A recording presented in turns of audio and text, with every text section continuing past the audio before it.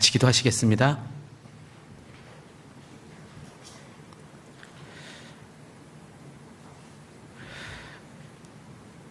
우리의 영혼을 참으로 사랑하시는 고마우신 하나님 아버지, 이 죄악이 많은 이 마지막 때에 저희를 구원해 주신 것 너무나 감사드립니다.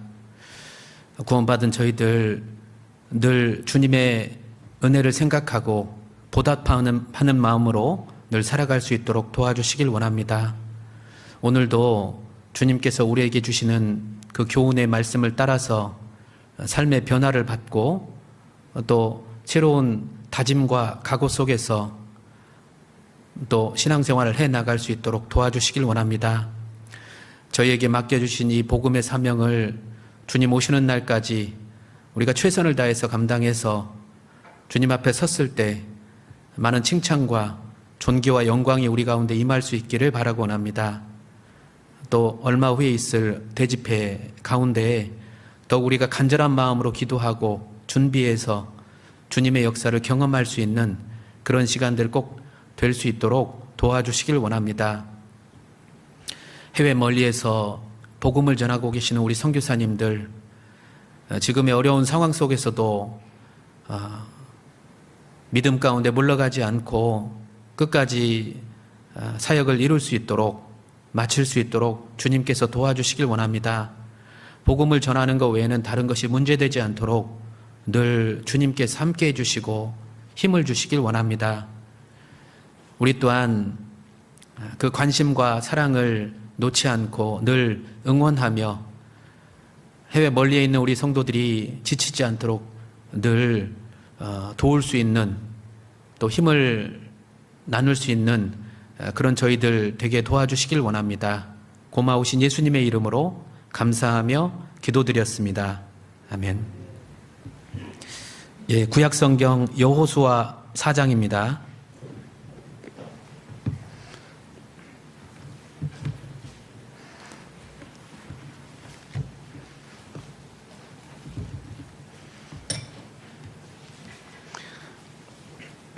여호수아 4장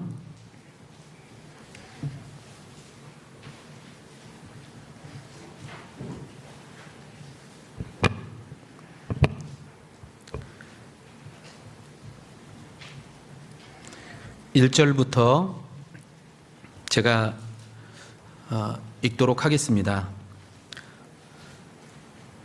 온 백성이 요단 건너기를 마침에 여호와께서 여호수아에게 일러 가라사대 백성의 매 지파에 한 사람씩 12사람을 택하고 그들에게 명하여 이르기를 요단 가운데 제사장들의 발이 굳게 선 그곳에서 돌 12를 취하고 그것을 가져다가 오늘 밤 너희 유숙할 그곳에 두라 하라. 여호수아가 이스라엘 자손 중에서 매 지파에 한 사람씩 예비한 그 12사람을 불러서 그들에게 이르되 요단 가운데 너희 하나님 여호와의 궤 앞으로 들어가서 이스라엘 자손들의 지파 수대로 각기 돌 1개씩 취하여 어깨에 매라. 이것이 너희 중에 표징이 되리라. 후일에 너희 자손이 물어 가로되 이 돌들은 무슨 뜻이뇨 하거든 그들에게 이르기를 요단물이 여호와의 언약궤 앞에서 끊어졌나니 곧 언약궤가 요단을 건널 때에 요단물이 끊어졌으므로 이 돌들이 이스라엘 자손에게 영영한 기념이 되리라 하라. 잘 지내셨죠? 쉽게 오갈 수 없어서 좀 아쉬운 때이지만요. 아무튼 그간 기도 덕분에 잘 지내고 있었습니다. 어제 그 모처럼 만에 청년들과 함께 우리 그 마이산 아시죠? 전도 집회 자주 등장하는 마이산에 함께 다녀왔습니다. 마이산은 687m인가요? 이제 그리 높지 않은 산인데요. 처음에는 이렇게 평탄하다가 마지막 그 마이봉이라는 순마이봉, 앞마이봉이라는 그 마이봉 거기에 올라갈 때쯤에 아주 가파른 그 경사가 있습니다. 처음에 그 올라갈 때는 이제 첫 번째 계단을 만나게 되는데요. 한 324개인가 계단을 먼저 오르거든요. 그 정도는 무난하게 그냥 올라갈 수 있으니까요. 자, 올라가가지고 이제 2차 그 가파른 계단을 만나게 되는데요. 근데 이제 거기 안내판에 경사가 한 80m 정도 된다고, 80도 정도 된다고 그렇게 얘기를 하길래 거기서 이제 포기하고 돌아오는 사람들이 많이 있거든요. 그래서 어떻게 할까 하다가 망설이고 있었는데 갔다가 내려온 한 분이 이 마이산은 정상 외에는 볼 게 없다고 딱 한마디를 던지는 겁니다. 자존심도 상하고 또 이게 좀 이렇게 자극도 되고 그래가지고 이제 올라갔습니다. 아니나 다를까 굉장히 가파르더라고요. 그래서 이제 정복을 이루고 왔습니다. 청년들과 함께 마이산 가가지고 완전 정복을 이루고 왔는데요. 우리 신앙생활도 마찬가지라고 생각이 됩니다. 가다가 포기하고 싶은 그런 순간이 있고 하는데요. 누군가에게 그런 그 채찍과 같은 얘기로 또 우리의 그 마음을 자극해서 또 우리는 늘 이제 신앙의 완주를 이루려고 달려가고 있는 것 같습니다. 끝까지 포기하지 말고 또 신앙생활 했으면 좋겠습니다. 오늘 그 무슨 말씀을 좀 전해야 되나 이렇게 기도하다가 전도 집회를 좀 앞두고 있기 때문에 여기 여호수아 말씀 구약의 내용이긴 한데요. 내용을 사실 이 여호수아의 내용을요 교회에서는 여러 번 이렇게 끊어서 이렇게 설교를 했습니다. 그랬기 때문에 이 내용을 한꺼번에 이렇게 정리해가지고 말씀을 드리려고 하니까 사실 좀 이 중간에 놓치면 칠곡에서 무슨 얘기하고 갔나 모를 수가 있습니다. 그러니까 좀 잘 집중해 주시길 부탁을 드리겠습니다. 준비하다가 이게 좀 포기할까도 생각을 했는데요. 그래도 준비한 거 끝까지 좀 해보려고 하니까요. 잘 들어주시면 감사하겠습니다. 구원받은 우리가 어떻게 하면 하나님의 은혜에 보답하고 그리고 또 많은 사람들을 주님 품으로 인도할 수 있을까 그런 많은 생각들을 하시잖아요. 그리고 또 이 땅에서 하나님의 사랑을 받고 그리고 또 천국에서는 어떻게 하면 우리가 많은 칭찬과 존귀와 영광을 우리가 얻을 수 있을까 생각들을 하시잖아요. 그런데 그것은 그냥 주어지는 것이 아닙니다. 우리는 영적인 군사로서 우리가 부름을 받았습니다. 그러면서 우리가 매일매일 싸워야 되는 영적 전쟁 가운데 이러한 것들이 우리에게 주어진다라는 것이죠. 방금 읽었던 그 여호수아 성경은 우리가 어떻게 하면 그 영적인 전쟁 앞에 승리할 수 있을지 그 비결을 잘 일러주는 성경이라고 볼 수가 있습니다. 여호수아 성경을 세 줄로 요약을 해보면요 이렇게 되어 있습니다. 요단강을 건너가지고 그 약속하신 가나안 땅을 밟고 그리고 또 그 속에서 가나안 족속을 물리치고 그리고 또 그 땅을 차지해가지고 분배하는 그 내용이라고 세 줄로 요약할 수가 있습니다. 이것을 이제 두 단어로 이렇게 요약을 해보면요 정복과 분배라고 얘기할 수 있어요. 잘 아시죠? 여호수아의 내용입니다. 여호수아라는 그 인물을 중심으로 이스라엘 백성들이 똘똘 뭉쳐가지고 하나님의 역사를 경험했듯이 우리도 마찬가지입니다. 예수님을 중심으로 이제 복음으로 이 세상을 정복해 나가고 있는 것이죠. 그렇다면 어떻게 그들은 그 가나안 땅을 정복할 수 있었을까?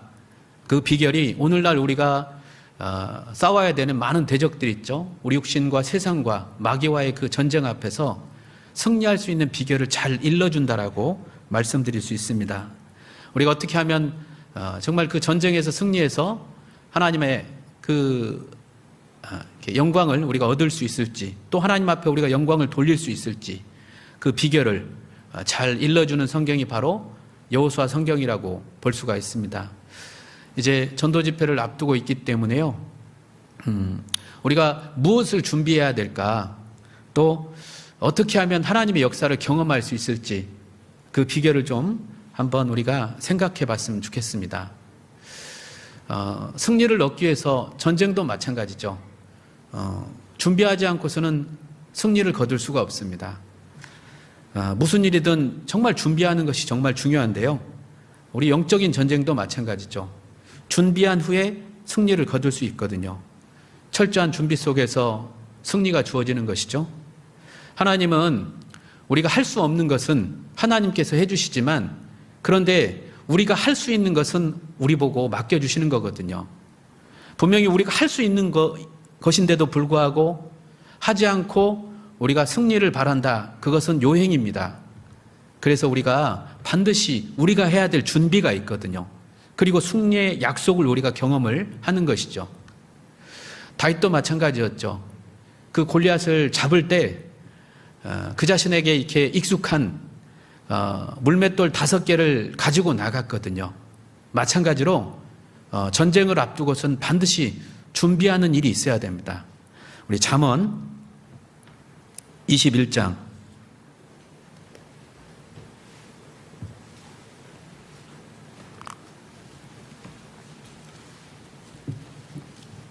31절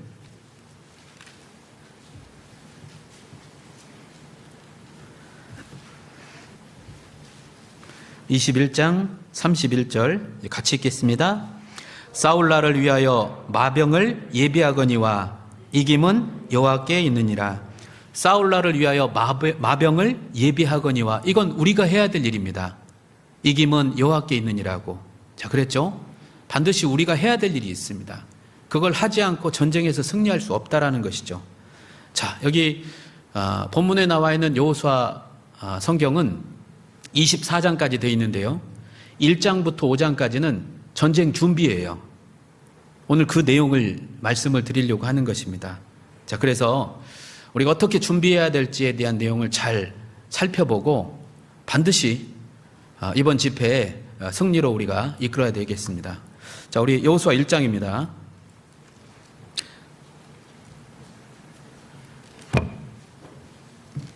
3절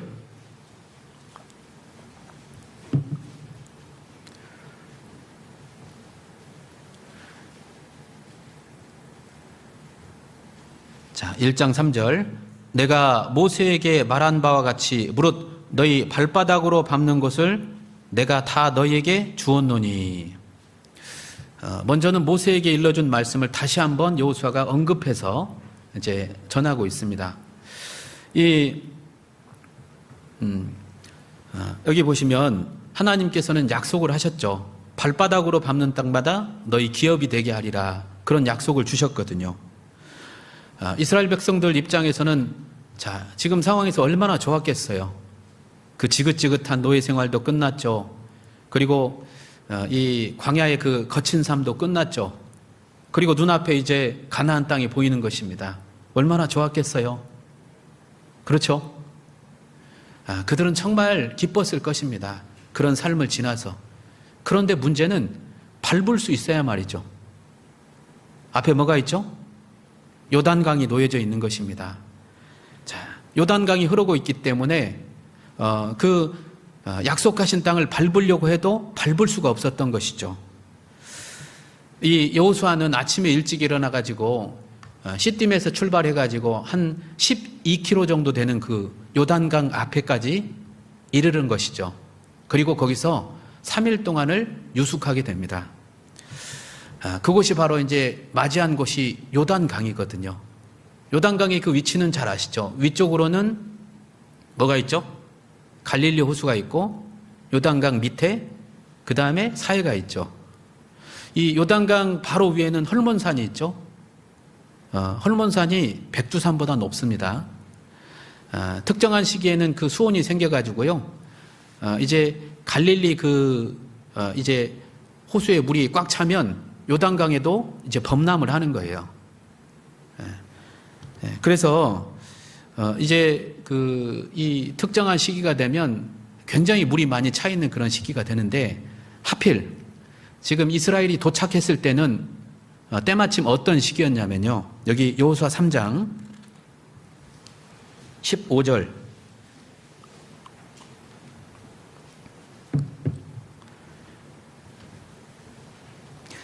15절, 14절부터 제가 읽겠습니다. 백성이 요단을 건너려고 자기들의 장막을 떠날 때에 제사장들은 언약궤를 메고 백성 앞에서 행하니라. 요단이 몸에 거두는 시기에는 항상 언덕에 뭐라 그랬죠? 넘치더라 그랬죠. 그들의 달력으로는 한 3, 4월 정도에 해당하는 시기인데요. 요때 시기는 곡식을 거두는, 모맥을 거두는 시기라고 했지 않습니까? 곡식을 거두는 시기인데요. 이때가 바로 우기입니다.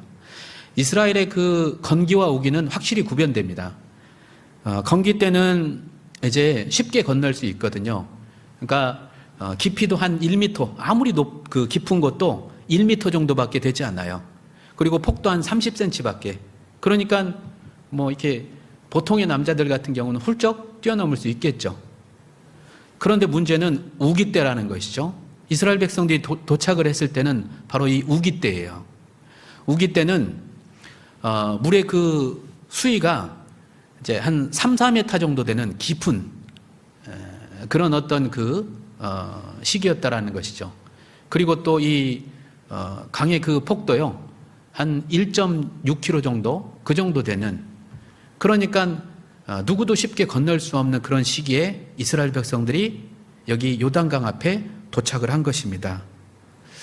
그리고 아까 그 상수원이라고 불리는, 요단강의 상수원이라고 불리는 그 갈릴리 호수에 수온이 불어가지고 이제 꽉 찬 상태에서 함께 넘어오기 때문에요.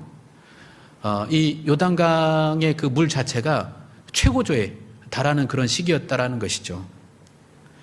그리고 또 이 물이 흘러갈 때는 맑은 물이 흘러가는 게 아니고요, 흙탕물이 흘러가는데요. 그 흙탕물이 쭉 빠른 속도로 흘러가는데요.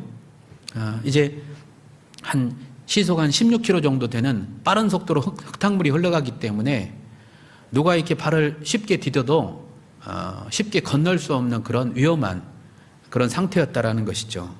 그러니까 요단강을 도하기에는 최악의 타이밍이었다라는 것입니다. 그리고 이스라엘 백성들이 그 애굽에서 떠날 때는 남자들만, 뭐 이렇게 힘이 센 남자들만 이렇게 떠난 게 아니고요, 여자들도 있었죠, 노인들도 있었죠, 그리고 또 짐승들도 있었죠, 수레들도 있었죠.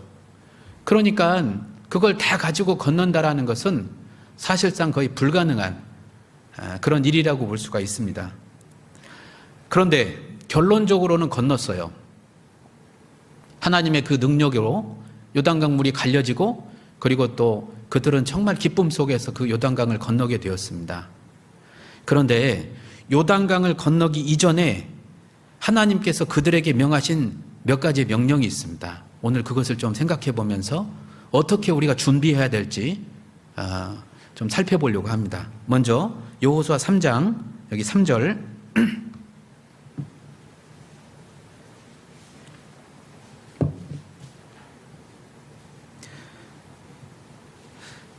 백성에게 명하여 가로되 너희는 레위 사람 제사장들이 너희 하나님 여호와의 언약궤를 메는 것을 보거든 너희 곳을 떠나 그 뒤를 쫓으라. 그러나 너희와 그 상거가 2000규빗쯤 되게 하고 그것에 가까이 하지 말라. 자, 여기 보시면 제사장들이 언약궤를 메는 것을 보거든 너희는 그 뒤를 따르라 했는데요, 거리두기를 하라는 거예요. 2000규빗, 한 1km쯤 뛰어서 너희는 따르라, 이렇게 얘기한 것입니다. 이것은 무슨 의미가 담겨져 있냐면요, 우리는 하나님께서 우리를 가까이 하시기를 원하시지만 절대 우리가 하나님을 함부로 할 수 없는 그런 분이시라는 거예요. 하나님에 대한 우리 경외심, 공경심, 그것을 말씀하고 있는 것입니다. 이 말씀을 생각을 해봤는데요, 말씀을 앞두고 우리가 어떤 마음을, 집회를 앞두고 어떤 마음을 가져야 될까? 자, 어떤 마음을 가져야 될까? 정말 우리가 말씀 듣는 것이 최우선순위가 되어야 된다는 것입니다. 무슨 얘기입니까? 다른 일 다 제껴두고 정말 급한 일 아니면요, 정말 급한 일 아니면 다른 일은 좀 손해보더라도 우리 전도 집회 참여하는 것이 가장 우리 삶의 우선순위가 되어야 된다는 거예요. 가끔 어떤 임원들이 있냐면요. 이 임원들이라고 이렇게 얘기해가지고 죄송한데요. 어떤 분들 중에는 형제님 가서 말씀 들어요. 자매님 가서 말씀 들어요. 하면서 안 듣는 임원이 있습니다. 그러면 안 됩니다. 말씀을 먼저 앞서 들어야 됩니다. 자, 그래서 이제 우리가 정말 그 말씀 앞에 나온 우리의 삶의 태도가 어떻냐 이거예요. 우리 시대 정말 어떤 분들은 이 성경도 안 들고 다니는 분이 있는데요. 그런 상태에서는 하나님의 역사를 경험할 수 없습니다. 성경도 정말 들고 다녀야 되고, 그리고 또 우리가 말씀을 우리 삶의 가장 우선순위로 삼아야 된다라는 것이죠. 전도 집회가 있으면요, 다른 거 다 제껴놓고 전도 집회 참석을 하려고 해야 됩니다. 그래야만 하나님의 역사를 경험할 수 있습니다. 그런데 특별한 일 생기면 일 때문에 그냥 빠져야 되겠다, 그런 마음을 갖는다면 역사를 경험할 수 없다라는 것이죠. 저희 교회에서 집회가 있을 때마다 이게 한 형제님이 일주일 동안 휴가를 내주시는 분이 있어요. 물론 그 형제님이 전도를 할 때도 있지만 전도를 못 할 때도 있거든요. 그런데 형제님이 아니 인도할 분도 없는데 그렇게 휴가를 내도 되냐고 하는데요. 그런 얘기를 해주세요.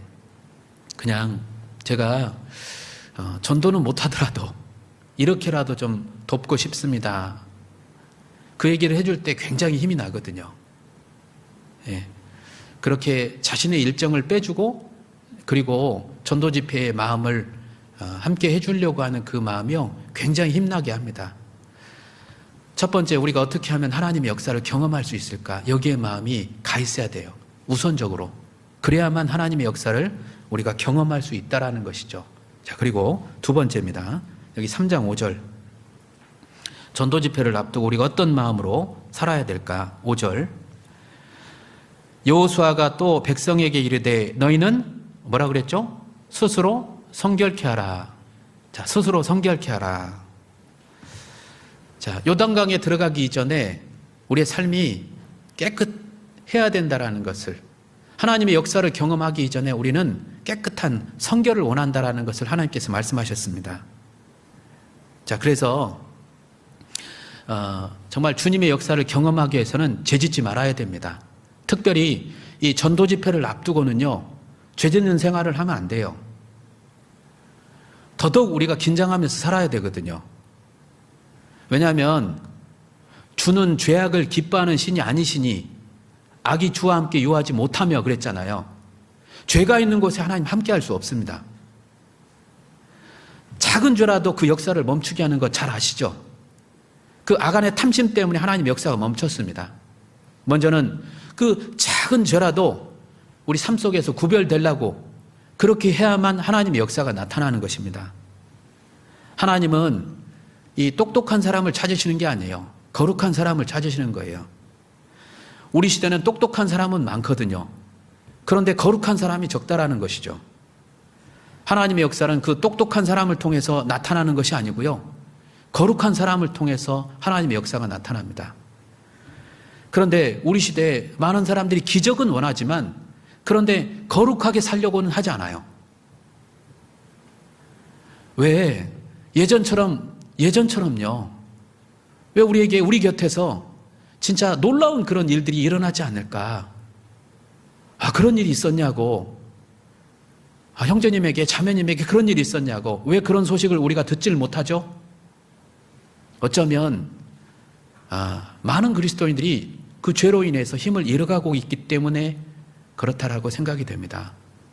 정말 전도 집회를 앞두고는 죄짓지 않는 생활을 하려고 해야 됩니다. 그 속에서 하나님의 역사가 일어난다라는 것이죠. 그래서 그 제사장들의 그 정금으로 만든 그 패 있죠. 두건처럼 쓰고 다니는 거기 패에 출애굽기에 보면 뭐라고 써 있냐면요, 여호와의 성결이라고 써 있거든요. 성결한 곳에 하나님의 역사가 나타나요. 깨끗한 그릇을 하나님 쓰십니다. 그래서 우리가 전도 집회 앞두고는 정말 긴장하셔야 돼요. 작은 죄라도 틈타지 않도록. 집에서 싸우셔도 안 돼요. 그런데 전도 집회를 지금까지 해본 결과 가만 안 있습니다. 어떤 일이 일어나요. 생각 안 하는 분들이 있잖아요. 집회에 대한 관심을 두지 않는 분들이 이제 교회에서 어떤 문제가 일어난다든가 아니면 집에서 싸운다든가 이런 일들이 있거든요. 그런데 혹 우리가 이 말씀을 꼭 잘 들으셨다면 집에서라도 다투시면 안 됩니다. 집안의 다툼이 결국 교회까지 오거든요. 그렇기 때문에 집회 앞두고는 꼭 다투시면 안 돼요. 집회에 마음이 없는 분들이 다퉈요. 그렇기 때문에 전도 집회 앞두고는요, 진짜 참으려고 해야 됩니다. 왜요? 우리는 하나님의 역사를 봐야 되잖아요. 하나님의 역사를 정말 기대하는 사람, 바라는 사람은 죄짓지 않으려고 하거든요. 자, 그리고 세 번째입니다. 여호수아 3장 8절.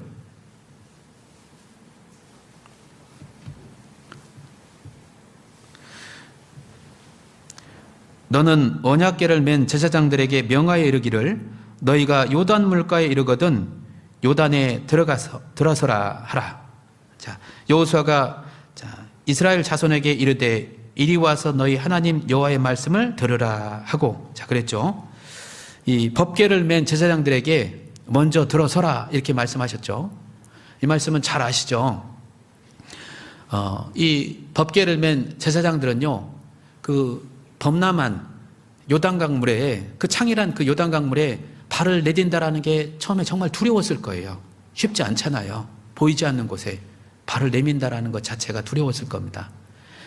자, 그런데 하나님을 의지하고 또 하나님을 믿는 가운데 발을 내디뎠거든요. 그런데 하나님의 역사를 보게 된 것이죠. 불신자들의 눈에는 거기 들어가는 것은 그냥 죽는 거라고 생각할 수 있겠죠. 하지만 그들은 죽음을 경험하지 않고 하나님의 역사를 보았습니다. 살아서 하나님의 역사를 보았거든요. 여기서 우리는 중요한 말씀 하나를 생각하게 됩니다. 요한복음 11장.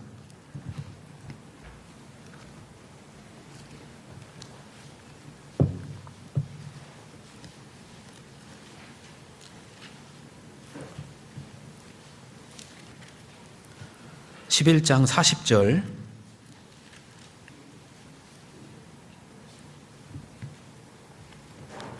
같이 읽겠습니다. 예수께서 가라사대 때 내 말이 내게 믿으면 하나님의 영광을 보리라 하지 아니하였느냐 하신대. 자, 내 말이 내가 믿으면 하나님의 영광을 보리라 그랬죠. 믿으면 보리라 그랬죠. 자, 보면 믿겠다 했습니까? 믿으면 보리라 했습니까? 믿으면 보리라. 자, 그랬잖아요. 많은 사람들이 기적을 보여주면 믿겠다 하는 사람들이 있잖아요. 그렇지 않습니다. 우리는 믿기 때문에 기적과 같은 일들이 일어나는 거예요. 순서적으로. 자, 이적과 기적 때문에 우리가 믿는 것이 아니고요. 믿기 때문에 내 삶 속에서 기적과 같은 일들이 일어나는 것입니다. 하나님의 약속을 믿고 의지하고 순종하면 내가 정말 생각지도 못했던 일들이 일어나는 것을 경험하게 돼요. 어떻게 이 사람이 구원을 받지? 놀라운 역사가 일어나는 것입니다. 그 속에는 믿음이 있었던 겁니다. 누군가의 믿음이 있었기 때문에 그런 일들이 일어난다라는 것이죠. 가끔 수양에 이제 우리 사전 접수하잖아요. 사전 접수를 하는데 어떤 분들은 그 사전 접수, 많은 사전 접수를 한 교회를 통해서 어떤 분들은 저거 허수다 이렇게 얘기하는 분들도 있는데요. 꼭 그렇게만 볼 게 아닙니다. 꼭 그렇게만 볼 게 아니에요. 그 믿음 속에서 어떤 일이 일어나는지를 모르기 때문에 그럴 수도 있거든요. 물론 허수일 수도 있거든요. 접수를 해놓고 취소하는 분도 있고요. 안 오겠다고 정말 낙심을 주는 분들도 있거든요. 그런 분들이 있거든요. 그런데 그게 무슨 문제입니까? 돌아보면. 네? 그게 무슨 문제냐고요. 전하려고 했던 사람들이 안 듣겠다고 포기하는 그게 무슨 문제예요? 우리의 실패가 무슨 문제입니까? 안 듣겠다고 하는 사람들. 그렇지 않죠. 오히려 이 상황을, 이 시국을 핑계대고 전도 안 하는 게 문제죠. 그렇잖아요. 지금 우리 시대에는 정말 핑계를 찾기보다는 방법을 찾아야죠. 누가복음 5장에 보면 그 중풍병자를 인도했던 그 친구들 있죠. 이 중풍병자를 메고 가는데 무리가 막혔습니다. 그들이 핑계를 대고 돌아왔습니까? 그렇지 않죠. 그들은 방법을 찾은 거죠. 어떻게 하면 예수님을 만나게 할 수 있을까? 그러니까 기와를 벗기고 달아내리는 그 방법을 찾은 겁니다. 정말 우리 시대에 하나님께서 그래 지금 코로나 시국이니까 그냥 나중에 전도해라. 지금은 전도할 때가 아니라고 하나님께서 그렇게 말씀하실까요? 하나님께서 그런 마음을 원하실까요? 그렇지 않죠. 하나님은 지금 방법을 찾으실 겁니다. 전도하려고 해보는 게 중요한 것이죠. 그렇잖아요. 방법을 찾는 사람에게 믿음의 역사가 일어나고 기적과 같은 일이 일어납니다. 지금은 우리가 핑계를 찾을 때가 아닙니다. 방법을 찾아야죠. 자, 그래서 마른 땅에 굳게 서라. 그건 세상 사람들이 볼 때도 정말 이해할 수 없는 일이죠. 보이지도 않으니까. 그런데 우리는 그곳에 들어서야 되거든요. 그래야만 믿음의 역사를 우리는 경험할 수 있는 것이죠. 자, 그리고 여기 여호수아 3장 17절.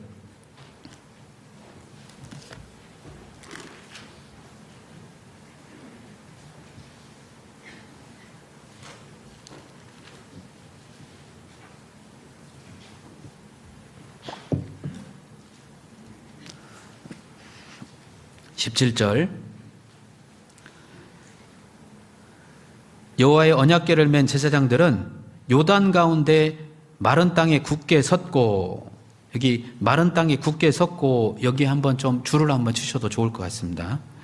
온 이스라엘 백성은 마른 땅으로 행하여 요단을 건너니라. 자, 그랬죠. 먼저 법궤를 맨 제사장들이 먼저 들어갔잖아요. 그랬죠? 물이 갈라진 상태에서 들어갔어요. 그런데 중간쯤 가가지고 거기서 이제 제사장들은 딱 버티고 서 있는 것입니다. 버티고 서 있는 거예요. 그러면 200만의 한 본대가 쭉 지나가는 것입니다. 거대한 행렬을 이루면서 쭉 지나가는 것이죠. 다 지나갈 때까지요. 법궤를 맨 제사장들은 버티고 서 있는 거예요. 쭉 버티고 서 있는 것이죠. 자, 처음에는 좋았겠죠. 법궤를 메고 그 왜 요단강물이 갈라지는 모습을 보고, 그리고 또 법궤를 맨 상태에서 참 지나가는데 기쁜 얼굴로 지나가는 모습을 보니까 이 제사장들도 있잖아요. 너무 기뻤을 거예요. 그리고 또 자기가 아는 그 옆집에 또식이 엄마, 또식이 아빠도 지나가는 모습을 보니까 얼마나 좋았겠어요, 처음에는. 그런데 시간이 지날수록 무거운 거예요. 법궤가 너무 무거운 겁니다. 그렇죠. 우리가 그렇잖아요. 처음에 구원받았을 때 한 사람 구원받을 때 너무 좋았잖아요. 그런데 시간이 지나니까 내가 맨 이 말씀의 법궤, 전도의 법궤가 너무 무거운 것이죠. 어느새 내가 이렇게 지쳤을까 생각이 들 정도로 법궤를 맨 제사장들은 끝까지 버틴 겁니다. 다 지나갈 때까지, 끝까지 지날 때까지 그렇게 버티고 서 있었던 거예요. 이 모습을 쭉 보는데요, 예수님 생각이 납니다. 예수님도 십자가를 지시고 6시간 동안 있잖아요. 우리를 위해서 버티셨잖아요. 끝까지 버티셨잖아요. 모진 고통을 다 당하시면서 끝까지 버티셨거든요. 그 약속의 말씀을 이루기 위해서 다 이루었다, 나에게 그 한 말씀 주려고 끝까지 버티신 거거든요. 숨을 내쉴 때는 한 번 내쉴 때마다 한 5초 정도 걸립니다. 큰 숨을 몰아내실 때 큰 고통이 밀려오는 거예요. 그걸 계산해 보면 6시간 동안 4,320번의 그 고통을 끌어올리신 거거든요. 나를 위해서 그 시간을 버틴 겁니다. 버티고 서 계신 거예요. 그리고 정말 하나님도 모르고 성경도 모르는 나를 돌이켜가지고요, 그리고 십자가 앞에 서워서 나를 향해서 마지막 던져주신 한마디, 다 이루었다, 요 한 말씀 던져주려고 끝까지 버티신 겁니다. 그래서 우리는 그 고통을 짊어지신 그 예수님 때문에 죽음의 강을 건너지 않고 우리가 천국 가는 문이 열린 거잖아요. 그 강 가운데 버텼던 그 제사장들처럼 예수님이 버티신 거죠. 우리도 마찬가지죠. 그 예수님의 그 삶을 따라서 우리도 버텨야 됩니다. 우리 신앙생활 하다 보면 놓고 싶은 순간이 왜 없겠습니까? 다 포기하고 싶은 순간이 왜 없겠어요? 때로는 이 힘들게 하는 그 남편 때문에요. 그냥 포기하고 갈라서고 싶다. 그런 마음이 왜 없겠습니까? 그런데 버티셔야 됩니다. 정말 이 말씀 듣자고 구원받자고 하면 고집 피우시는 그 부모님들 있잖아요. 근데 놓을 수 있습니까? 여러분 놓을 수 있어요? 생각해 보면 내 양심이 그러지 말라고 이렇게 얘기하지 않습니까? 놓을 수 없잖아요. 버티셔야 됩니다. 그렇잖아요. 직장에서도 내가 그리스도인만 아니면 정말 한번 걷어차고 나가고 싶은데 그런데 그럴 수 없잖아요. 여기서 그러니까 버티셔야 됩니다. 주님이 버티셨던 것처럼 우리도 그렇게 법궤를 맺기 때문에 언약궤를 맺기 때문에 말씀을 맺기 때문에 우리는 버텨야 된다라는 거예요. 버티는 사람에게 결말이 있어요. 끝까지 결말을 보는 거거든요. 야고보서 5장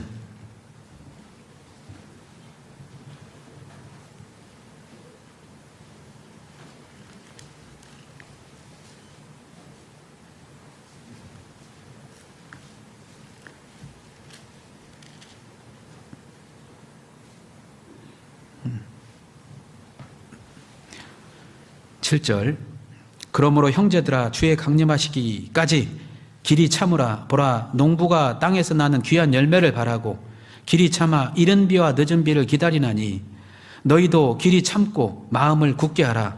주의 강림이 가까우시니라. 형제들아 서로 원망하지 말라. 그리하여야 심판을 면하리라. 보라 심판자가 문 앞에서 서 계시니라. 형제들아 주의 이름으로 말한 선지자들로 고난과 오래 참음의 본을 삼으라. 11절 같이 읽겠습니다. 보라 인내하는 자를 우리가 복되다 하나니 너희가 욥의 인내를 들었고 주께서 주신 결말을 보았. 주는 가장 자비하시고 긍휼히 여기시는 자신이라. 욥도 버텼잖아요. 우리 버티셔야 됩니다. 욥이 어떻게 버틸 수 있었을까요? 욥은 확실히 고난 중에 확실히 알고 있는 게 있었거든요. 뭐냐면 두 가지 말씀을 확실히 붙잡았던 겁니다. 확실히 메고 있었던 거예요. 뭐죠? 나의 이 가죽 이것이 썩은 후에 육체 밖에서 하나님을 보리라. 이 세상이 전부가 아니라는 거 확실히 알았거든요. 그 말씀 꽉 잡았어요. 그랬기 때문에 버틸 수 있었거든요. 그리고 또 무슨 말씀을 잡았냐면요. 이 단련하신 후에는 나를 정금같이 나오게 하리라고. 지금의 이 고난이요. 그 단련 속에서 나를 정금같이 나를 나오게 하리라고. 그 말씀 꽉 잡았거든요. 그랬기 때문에 결말을 본 겁니다. 여러분, 말씀을 끝까지 지고 버티고 있는 사람은 끝까지 갈 수 있거든요. 약속의 말씀을요. 우리도 그 말씀을 붙잡고 있다면 버티셔야 됩니다. 네, 끝까지 견디셔야 돼요. 그래야만 우리는 결말을 볼 수 있는 것이죠.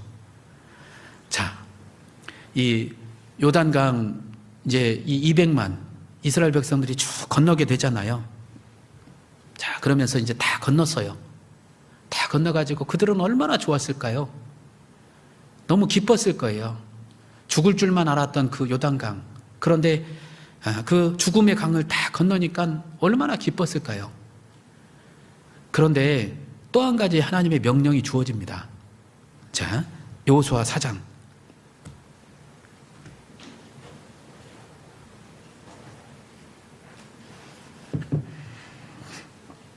여호수아 4장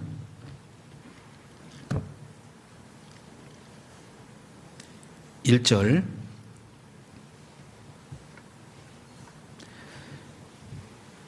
1절부터 3절까지입니다. 먼저 온 백성이 요단 건너기를 마침에 여호와께서 여호수아에게 일러 가라을 때 백성의 매 지파 한 사람씩 12를 택하고 그들에게 명하여 이르기를 요단 가운데 제사장들의 발이 굳게 선 그곳에서 돌 12를 취하고 그것을 가져다가 오늘 밤 너희 유숙할 그곳에 두라 하라.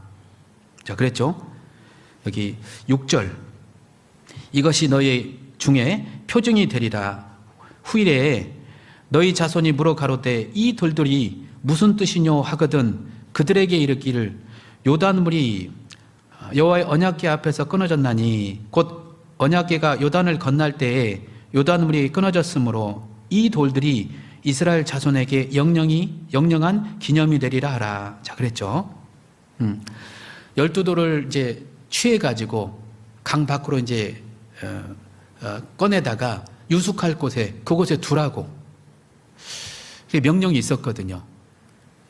자, 보시면 왜 이런 명령이 있었을까? 그냥 그 돌을 취해다가 거기다 두라고. 이 사건을 결코 잊지 말라라는 거예요. 어떻게 해서 강을 건넜는지, 어떻게 해서 하나님의 역사가 일어났는지 결코 잊지 말라라는 것이죠. 그러니까 그 돌을 볼 때마다 자손들이 물어보면 여기에는 담겨진 사연이 있다고. 어느 지역에 가보면 우리 돌들이 기념비가 세워지는 그런 역사의 한 장면을 보게 되잖아요. 그러면 거기에 담겨진 사연이 있듯이 이 돌을 보면서 이 요단강을 어떻게 건널 수 있었는지에 대한 그 하나님의 역사를 잊지 말라고 돌을 세워둔 것이죠. 작년쯤에요, 저희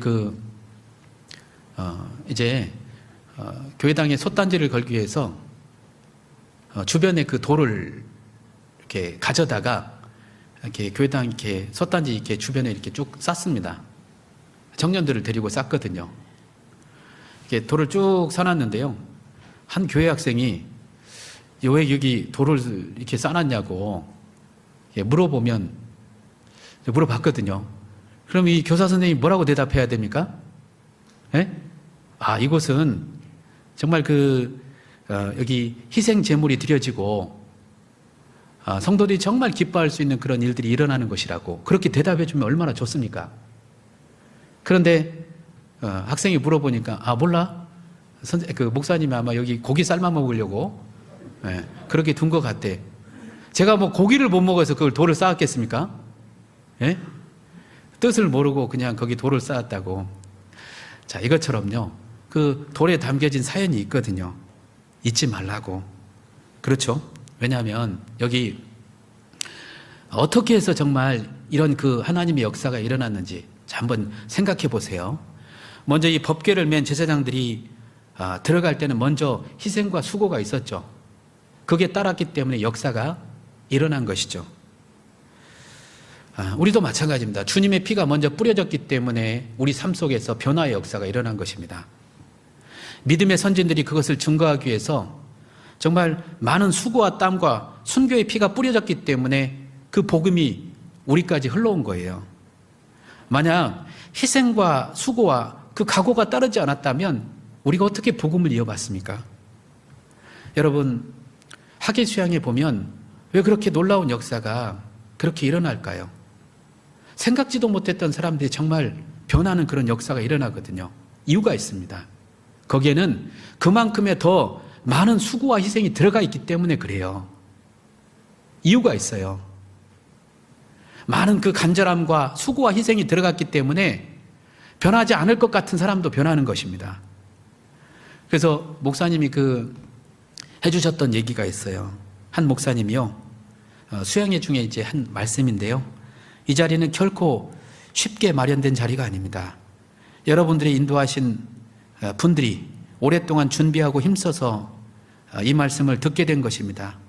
보이지 않는 많은 분들의 수고와 땀들이 모여서 여러분들의 말씀을 듣게 한 것입니다. 자, 그리고 많은 분들의 그 간절한 기도 속에서, 눈물 속에서 이 수양회가 치러진 것입니다. 그랬죠.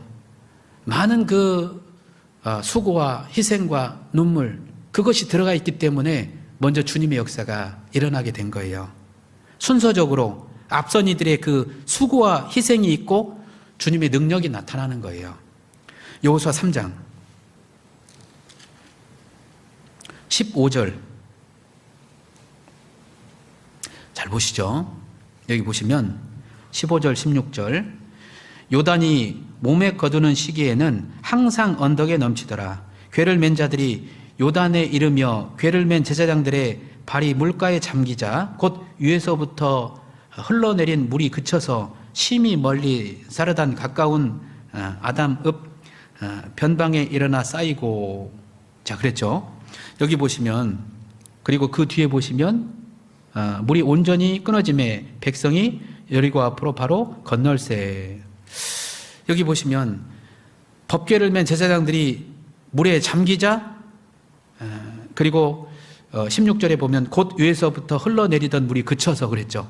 잠기자 흘렀잖아요. 그쳤잖아요. 자, 이것처럼요. 먼저는 희생과 수고가 있고 그 다음에 주님의 역사가 일어나는 것이거든요. 우리 작두 펌프 아시죠? 마중물을 먼저 넣어야 그 다음에 후에 이제 물이 안에서 이제 콸콸콸 흘러나오죠. 수고와 희생이 있고 난 다음에 주님의 역사가 나타나는 것입니다. 주님의 역사가 있는 곳에는 반드시 보이지 않는, 그리고 보이는 수고와 희생이 있었던 것입니다. 그게 하나님 주신 원칙이에요. 요한복음 2장에도 보면 하인들에게 6항아리에 물을 가득 채우라 그랬죠? 채우고 난 다음에, 그리고 나서 물이 포도주가 되는 그 역사를 보여주신 겁니다. 요한복음 11장에도 보면 돌을 옮겨 놓으라. 먼저 그 사람들의 수고가 있고 난 다음에, 그리고 나서 이제 나사로를 살리는 하나님 이적을 보여주시잖아요. 순서적으로 수고와 희생이 들어가고 그 다음에 바로 하나님의 역사를 보여주시는 겁니다. 자, 구원은 하나님의 전적인 능력이지만, 그런데 앞서 우리들의 수고와 희생이 들어가지 않으면 역사가 나타나기 어렵다라는 거예요. 골로새서 1장.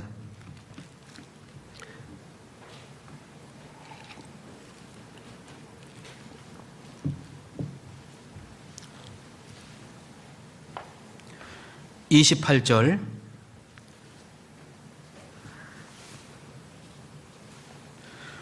우리가 그를 전파하여 각 사람을 권하고 모든 지혜로 각 사람을 가르침은 각 사람을 그리스도 안에서 완전한 자로 세우리 함이니. 자, 그랬죠. 우리 다 그걸 원하시고 계시잖아요. 각 사람을 세워서 완전한 자로 세우기를 원하잖아요. 그런데 두 가지 원칙이 있습니다. 그냥 세워지는 게 아니에요. 여기 29절 같이 읽겠습니다. 이를 위하여 나도 내 속에서 능력으로 역사하시는 이의 역사를 따라 힘을 다하여 수고하노라. 하나님의 능력이 임해야죠. 그것뿐입니까? 우리는 뭘 해야 됩니까? 예? 읽었잖아요. 우리가 해야 될 일이 무엇입니까? 힘을 다하여 수고하노라. 그래서 완전한 사람으로 세워지는 겁니다.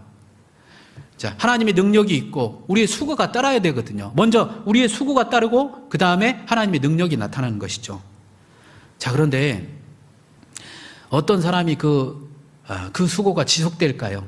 처음에는 정말 열심히 하잖아요. 그런데 그 수고가 지속되는 사람은 어떤 사람이 그 수고가 지속될까요? 믿음의 역사가 일어나기 이전에 그 뒤에는 사랑의 수고가 있거든요. 무슨 얘기입니까? 영혼을 사랑하는 사람들이 있어야 된다는 거예요. 자, 데살로니가전서 1장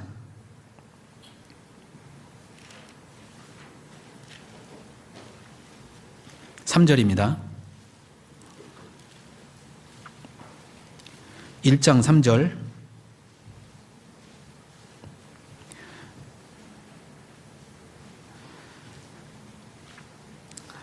너희의 믿음의 역사와 사랑의 수고와 우리 주 예수 그리스도에 대한 소망의 인내를 우리 하나님 아버지 앞에서 쉬지 않고 기억함이니. 믿음의 역사와 그 다음에 뒤에 뭐가 있죠? 사랑의 수고가 있죠. 수고는 사랑하지 않으면 끝까지 그 수고가 지속될 수 없습니다. 영혼을 사랑하지 않으면요. 야곱은 라헬을 사랑했죠. 사랑했기 때문에 7년을 그 수일처럼 여겼다 했죠. 사랑하지 않는 곳에 이 끝까지 수고할 수 없거든요. 영혼을 사랑하지 않으면. 자, 우리가 악으로 깡으로 할 수 없는 거예요. 신앙생활은. 그렇기 때문에 우리는 영혼을 향한 사랑하는 마음이 있어야만 수고를 감당하는 것이거든요. 그런데 우리가 했던 그 수고를 언제 우리가 잊을 수 있을까요? 이제 영혼의 탄생의 기쁨을 통해서 우리는 그 수고를 잊는 것이죠. 강을 건너는 그 가운데 법궤를 맨 수고는 정말 힘들지만, 그런데 한 사람 한 사람 건너갈 때 이 제사장들은요, 그래도 영혼 그 깊이 있잖아요. 기뻤을 거예요. 아, 이 사람도 건넜구나. 이 사람도 건넜구나. 그 모습을 볼 때 너무 기뻤을 것입니다. 우리도요, 전도한다라는 건 참 힘들죠. 네. 때로는 정말 애타고 마음 졸이고 그리고 또 참고 기다려야 되고, 전도 안 해본 사람은 모릅니다. 그게 얼마나 힘든 일인지. 가슴 아파해야 되고 정말 때로는 포기하고 싶고 그런 일들이 많이 있다라는 것이죠. 마치 산모가 그 해산하는 고통을 겪는 것처럼요. 그런데 그 산모가 아이의 울음소리를 듣고 그 수고의 고통을 잊듯이요, 우리도 영혼 탄생의 기쁨을 통해서 그간의 수고를 잊는 거잖아요. 요한복음 16장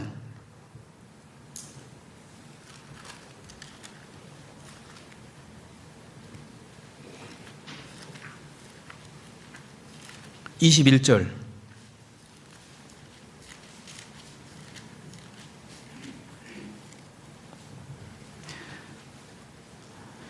여자가 해산하게 되면 그때가 이르렀으므로 근심하나 아이를 낳으면 세상에 사람 난 기쁨을 인하여 그 고통을 다시 기억지 아니하느니라. 자, 그렇죠. 애를 낳을 때까지는 참 힘든데 아이의 울음소리 들으면 그 수고했던 모든 일들을 다 잊게 되는 것처럼요. 자, 우리도 마찬가지죠. 그죠? 한 사람 한 사람 태어나면 그때 내가 수고했던 그 모든 고생의 일들을 잊게 되는 것이죠. 제가 들었던 얘기입니다. 미국에서 있었던 일인데요.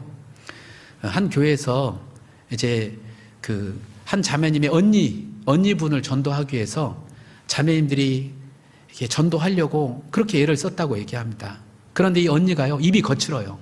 심한 욕을 많이 해요. 그러니까 전도하면서도 얼마나 욕을 많이 얻어먹겠습니까?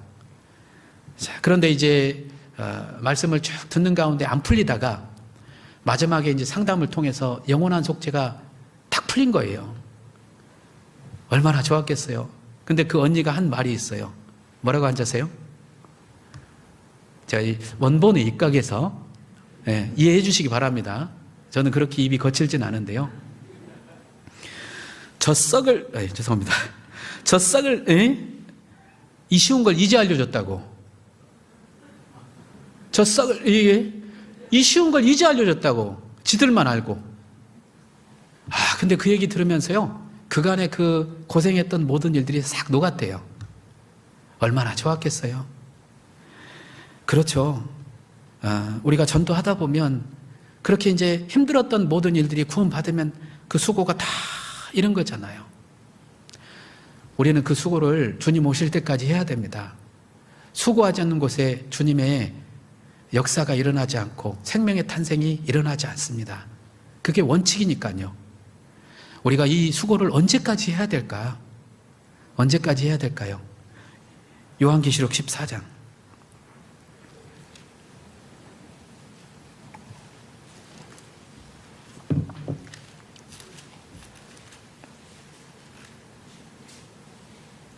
13절.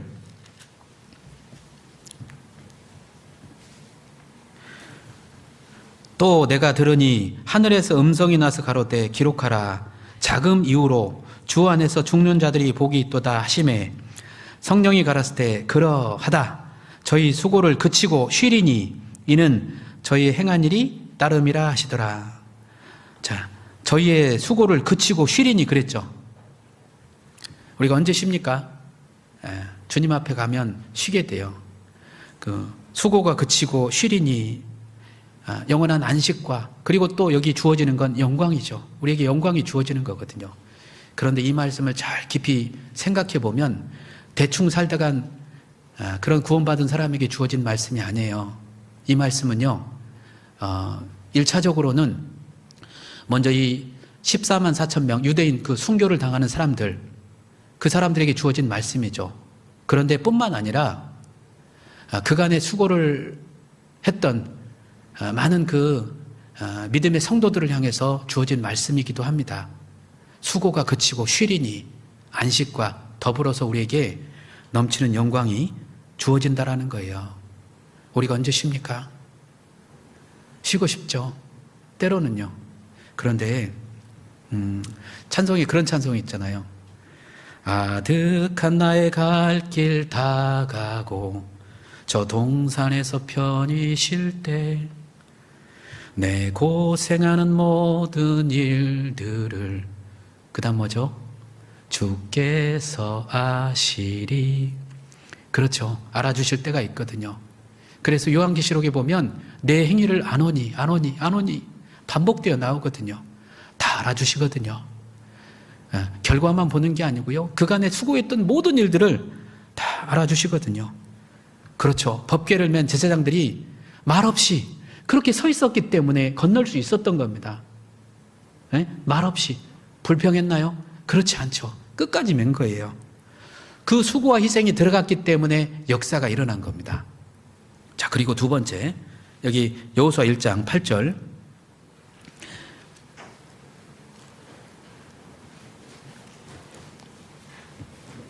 1장 8절. 여기 보시면요.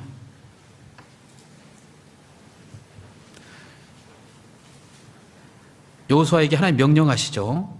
이 율법책을 내 입에서 떠나지 말게 하며 주야로 그것을 묵상하며 그 가운데 기록한 대로 다 지켜 행하라. 그리하면 내 길이 평탄케 될 것이라. 내가 형통하리라.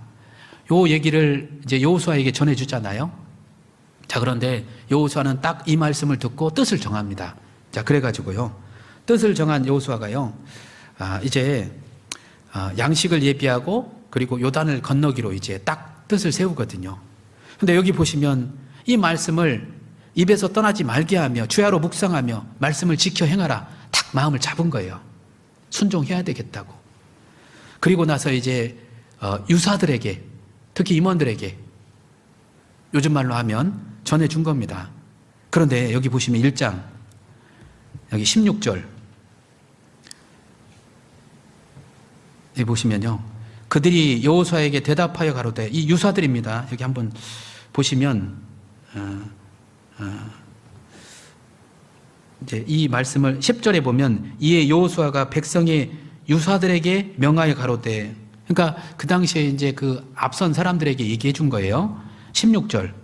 그들이 여호수아에게 대답하여 가로되, 당신이 우리에게 명하신 것은 우리가 다 뭐라 그랬죠? 행할 것이요. 당신이 우리를 보내신 곳에는 우리가 다 뭐라 그랬죠? 가리이다. 우리는 범사의 모세를 청종한 것 같이 당신을 청종하려니와 오직 당신의 하나님 여호와께서 모세와 함께 계시던 것 같이 당신과 함께 계시기를 원하나이다. 18절 같이 읽겠습니다. 누구든지 당신의 명령을 거역하며 무릇 당신의 시키지는 말씀을 청종치 아니하는 자는 그는 죽임을 당하리니 오직 당신의 마음을 강하게 하시며 담대히 하소서. 적극적으로 밀어준 거예요. 예, 우리가 밀겠습니다. 그러니까 뜻을 정하셨으니까 한번 해보십시오. 주님의 뜻을 펼쳐보십시오. 그 얘기 해준 거예요. 얼마나 힘났을까요? 그런데요, 이 여호수아에게만 이 얘기를 해준 게 아니고요. 그들도 끝까지 순종한 겁니다. 자, 보시죠. 여호수아 4장.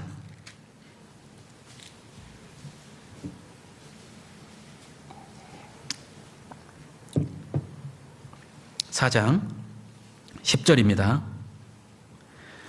여호수아가 또 요단 가운데 곧 언약궤를 맨 제사장들의 발이 선 곳에 12돌을 세웠더니 오늘까지 거기 있더라. 자, 그랬죠. 여기 보시면 여호수아가 명한 일이 다 마치기까지 그랬죠. 여호수아가 명한 일을 다 마치기까지 그들은 굳게 섰거든요. 끝까지 순종한 겁니다. 어느 교회에서 정말 주님의 역사가 계속 일어날까? 끝까지 순종하는 거예요. 그렇잖아요. 마치기까지. 순종은 능력입니다. 한 사람의 명령이 아니라 잘 돌아보면 그건 우리가 부족하기 때문에 누구를 따르는 게 아니고요. 하나님의 명령이기 때문에 따르는 거예요. 그게 바로 능력이라는 거예요. 순종이 있는 곳에 하나님의 능력이 나타납니다. 빌라델비아 교회가 작은 교회잖아요. 그런데 사단의 회라고 불리는 있을 수 없는 그런 정말 힘든 그런 그런 사람들이 구원받고 나올까요? 그 속에 순종의 능력이 있었던 것이죠. 바로 그들은 정말 뭐가 있었냐면요. 내가 적은 능력을 가지고도 내 말을 지키며, 그들에게는요, 뭐 똑똑한 사람도 없었고 돈 많은 사람도 없었고 그리고 또 뭐 화려한 사람들이 없었거든요. 그런데 무슨 능력이 있었냐면요, 하나님의 그 마음을 감동시킬 만한 그런 능력이 있었던 거예요. 내 말을 지키며. 여러분, 그게 능력이라는 거예요.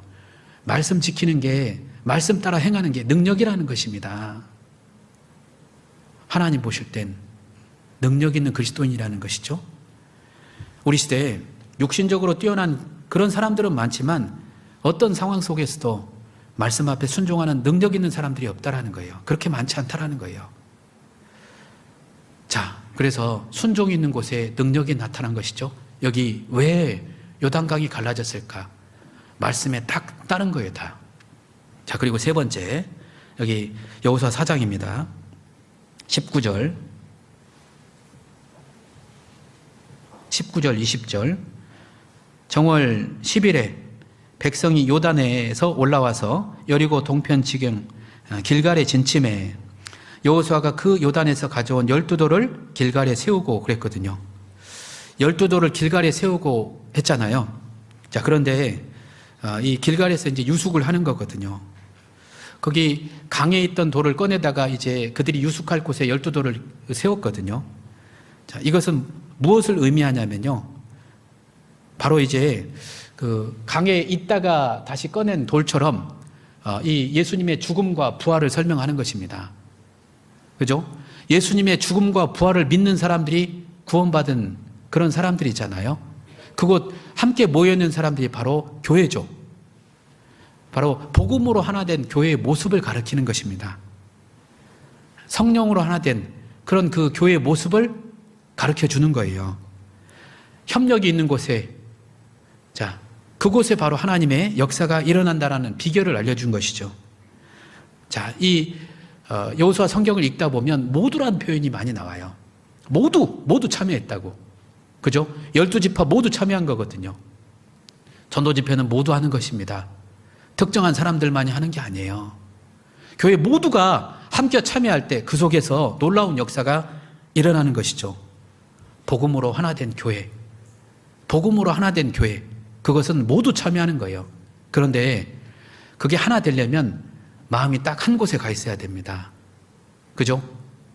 복음으로 협력하는 것, 그곳에 다 마음이 가 있어야 돼요. 빌립보서 1장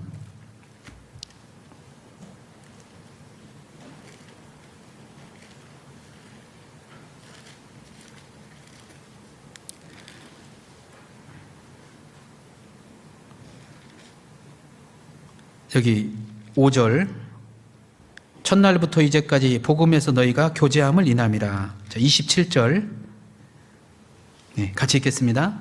오직 너희는 그리스도의 복음에 합당하게 생활하라. 이는 내가 너희를 가보나 떠나 있으나 너희가 일심으로 서서 한 뜻으로 복음의 신앙을 위하여 협력하는 것과, 28절을 보면요, 거기에는 이 복음 자체가 멸망하는 사람들에게는 멸망의 빈 거지만 구원받은 사람에게는 구원의 빈 거라고.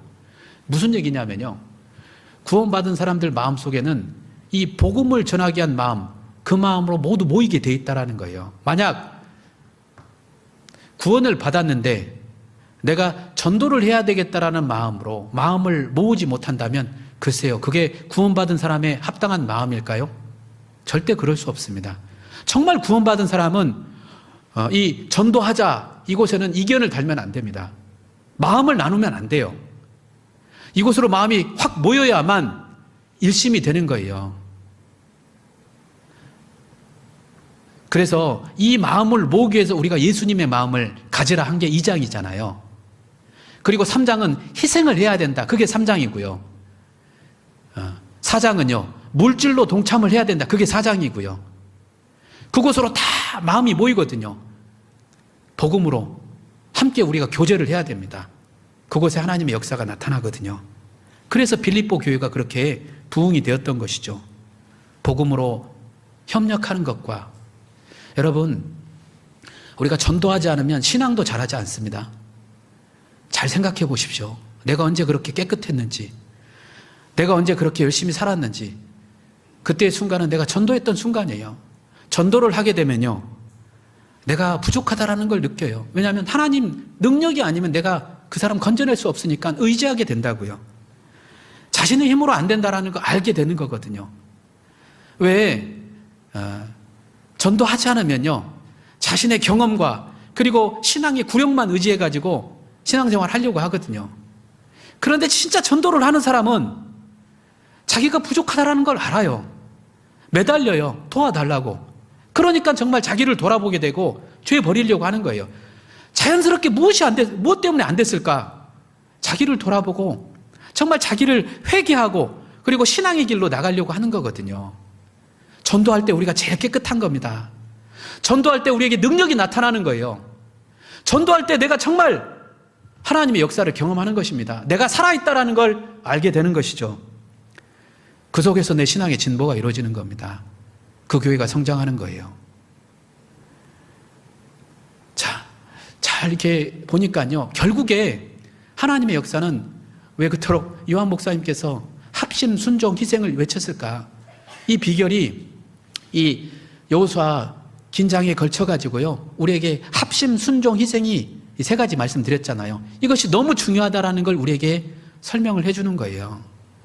전에 있었던 교회에서 한 교구장님이 그 군가의 최후의 5분이라는 그 군가를 개사해가지고 이렇게 이제 식구들에게 불러줬던 내용, 그 노래가요, 교회에서 이제 한동안 유행을 했던 그런 일이 있었습니다. 그 최후의 5분이라는 그 가사를 개사를 했는데요. 이런 그 가사로 이렇게 개사를 했는데요. 합순이를 가슴에 깊이 새기세. 단순한 얘기 같지만 그 속에서 하나님의 역사가 나타난다라는 것이죠. 우리 교회 보면 우리가 이런 그 전도를 위해서 함께 협력이 있었고 희생이 있었잖아요. 국내 선교, 수양강 건축, 그 다음에 해외 선교, 그곳에 우리가 희생이 따랐기 때문에 계속 전도가 일어나는 것입니다. 해외에 우리가 정말 희생하지 않잖아요. 그러면 국내 선교도 안 됩니다. 왜냐하면 하나님은 희생을 통한 원칙을 주셨으니까요.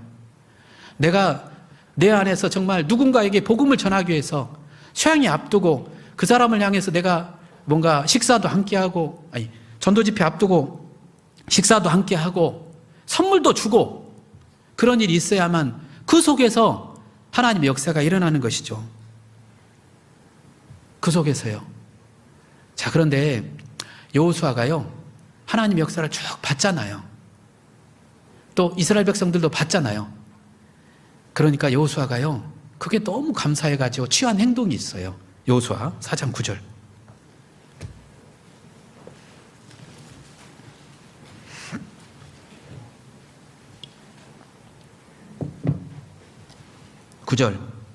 여호수아가 또 요단 가운데 곧 언약궤를 맨 제사장들의 발이 선 곳에 돌 12를 세웠더니 오늘까지 거기 있더라. 자, 보십시오.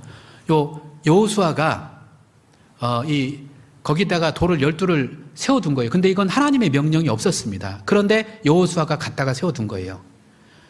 그런데 왜 이 말씀을 기록을 하나님께서 해주셨을까?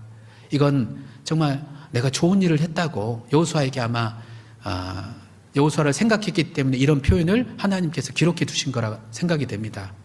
이 여호수아가 취한 행동, 12돌을 거기 물속에다 두었던 건요, 자기 신앙에 대한 간증의 표현이죠. 무슨 얘기입니까? 그때 자기도 함께 죽었다고. 자기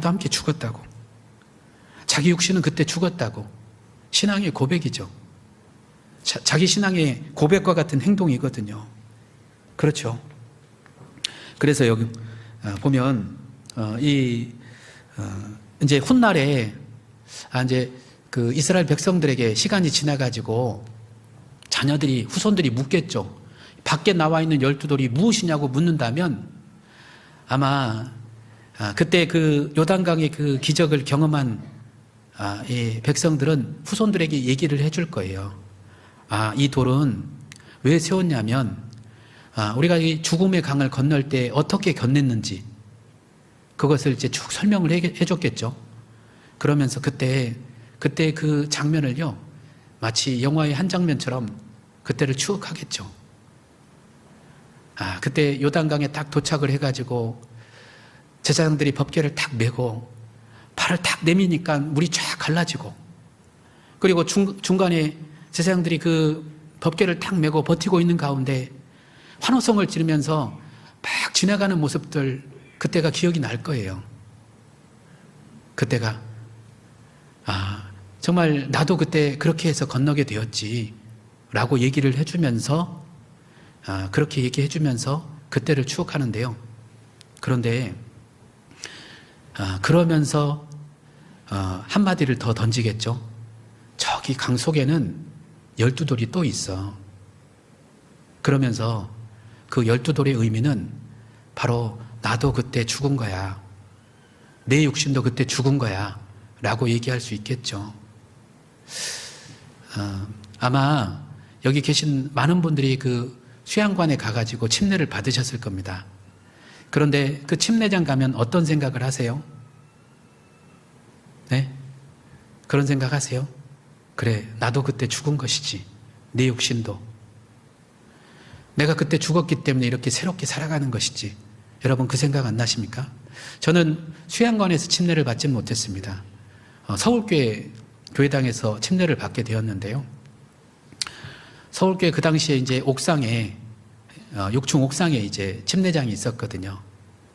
거기서 침례를 이렇게 이제 받게 되었는데, 청년 시절 25살 때 그 침례를 받고 나와가지고 함께 기뻐해 주던 그런 그 청년 형제님들이 그때 생각이 나더라고요.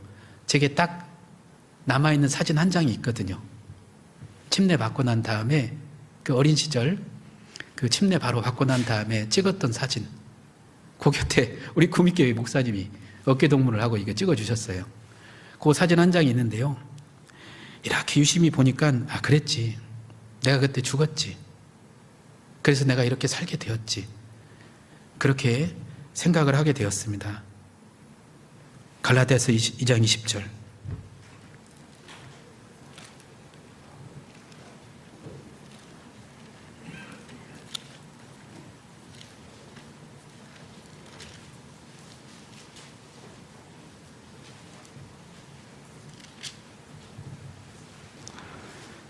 (2장 20절) 같이 읽겠습니다. 내가 그리스도와 함께 십자가에 못 박혔나니 그런즉 이제는 내가 산 것이 아니요 오직 내 안에 그리스도께서 사신 것이라. 이제 내가 육체 가운데 사는 것은 나를 사랑하사 나를 위하여 자기 몸을 버리신 하나님의 아들을 믿는 믿음 안에서 사는 것이라. 여러분 아멘 하십니까? 우리 그렇게 해서 내가 이 자리에 있을 수 있었고 새롭게 살아가는 거 아닙니까? 거슬러 올라가 보니까 그때 장면이 기억이 나는 거예요. 내가 침례를 받았던 그때 장면. 그런데요, 사진을 유심히 이렇게 지켜보니까 그때 떠오르는 한 분이 계세요. 침례를 받던 그 속에서요, 한 분이 떠오르는데요. 그때 십자가 위에서 그 갈기갈기 찢어진 몸으로 만신창이가 된 그 예수님의 모습이 딱 떠오르는 거예요. 그러면서 어쩌면 내가 그때의 일들을, 정말 구원받았던 예수님의 모습을 많은 시간 동안에 잊고 살았구나라는 생각이 들더라고요. 세상의 물결 때문에 지금은 그 십자가 위에 버티고 서 계신 그 예수님의 모습이 잘 보이지 않을 때도 있지만요. 그런데 잘 들어가 보니까 그 침례의 뒤편에서 십자가 위에서 나를 향해서 그렇게 서 계신 그 예수님을 발견하게 되었습니다. 그러면서 나를 향해서, 나를 돌이켜서 정말 힘주어 말씀하고 계시는 그 예수님이 생각이 나더라고요. 아마 다 그렇게 출발하셨을 거라고 생각이 됩니다. 그러면서 제가 무엇 때문에 신앙생활을 하게 된 것일까 다시 한번 생각을 하게 됐어요. 그러면서 내 인생의 가장 큰 발견, 그것은 예수님의 십자가라고, 그리고 또 내 인생의 가장 중요한 소중한 그 보물, 그것은 십자가라고, 그리고 내 인생의 가장 정말 자랑하고 싶은 그것은 십자가라고, 그리고 또 내 인생에서 정말 하고 싶은 일, 그것은 그 십자가를 전하는 일이라고 그렇게 다시 한번 마음속에 다짐하게 되었습니다. 아마 이번 집회를 통해서 우리는 가끔 이제 그냥 왔다 가는 그런 집회가 되지 않고요. 정말 역사를 경험하고 내 개인적으로는 내가 어떻게 그것을 죽음의 강을 건너게 되었는지 그걸 찾아내고, 그리고 또 그 안에 나를 버티시고 서 계신 그 예수님, 그 모습을 발견하는 그런 전도 집회가 꼭 되었으면 좋겠습니다. 같이 기도하시겠습니다. 우리를 참으로 사랑하시는 고마우신 하나님 아버지, 우리를 구원해 주신 것 너무나 감사드립니다. 이번 집회를 통해서 정말 주님의 역사를 경험하는 그런 집회 되도록 도와주시고, 말씀을 대언하신 목사님, 그리고 또 인도하는 그 손길에도 끝까지 하나님 함께 해주셔서 이번 집회를 통해서 주님의 그 놀라운 역사를 경험할 수 있는 꼭 그런 집회 되도록 도와주시길 원합니다. 우리 개인적으로 다시 한번 주님의 뜨거운 사랑, 그 십자가를 다시 한번 찾을 수 있는 그런 집회가 꼭 되도록 도와주시길 원합니다. 고마우신 예수님의 이름으로 감사하며 기도드렸습니다. 아멘.